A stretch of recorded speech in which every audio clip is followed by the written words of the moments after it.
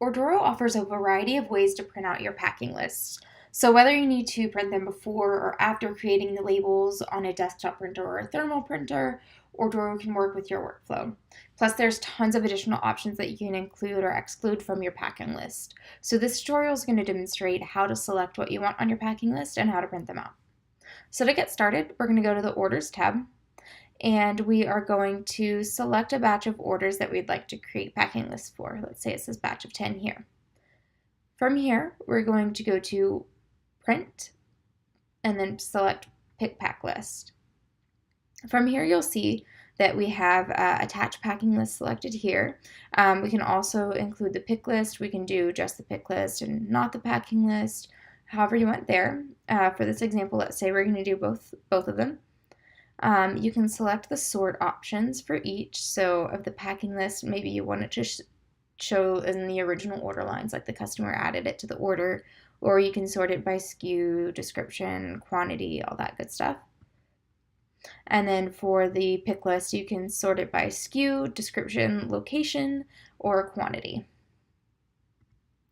There are also all of these options. So show price for the packing list is going to show the price that the customer's paid.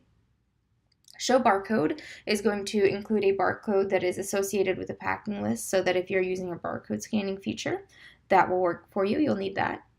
Show images. If you have images in your Ordoro account, this will show the images on your packing list next to the products. Showing kit components. So if you have kit SKUs, someone ordered a bundle, this will show the components on the packing list as well, not just the kit that they ordered. Show quantities from split orders. So this is if you had, let's say, 2 items on an order and you split it into 2 separate orders. So it would show you the basically lines with no quantity, the lines from another shipment that aren't included in the shipment. And then this lines with 0 quantity is kind of similar. If you've reduced something to a 0 quantity, it will show that as well. Show shipping info. This is going to show if you've already created the labels, it will show like the label information. For this batch, we haven't, so I'm not going to select that. You can also show the warehouse location on the packing list if you want to do that. Since I'm including a pick list, I won't do that.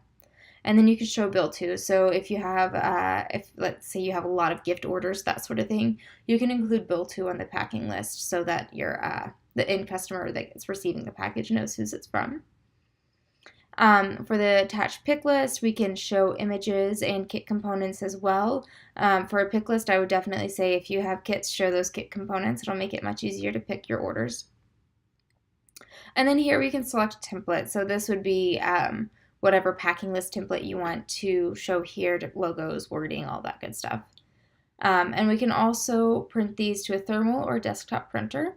On desktop, we can print full page or side by side. I'm going to go ahead and use the full page option here.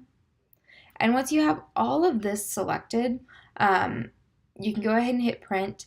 Next time you pull up this modal, it's going to have all of the same selections. So you don't have to set this up every time. You can play around with it a bit to kind of find what you like on the packing list and how you like the layout to be.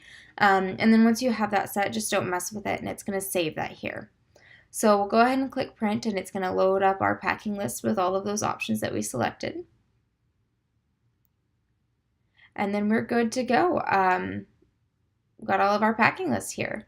If you have any questions about that though, or have any specific requests for something you'd like to see on a packing list, just let us know.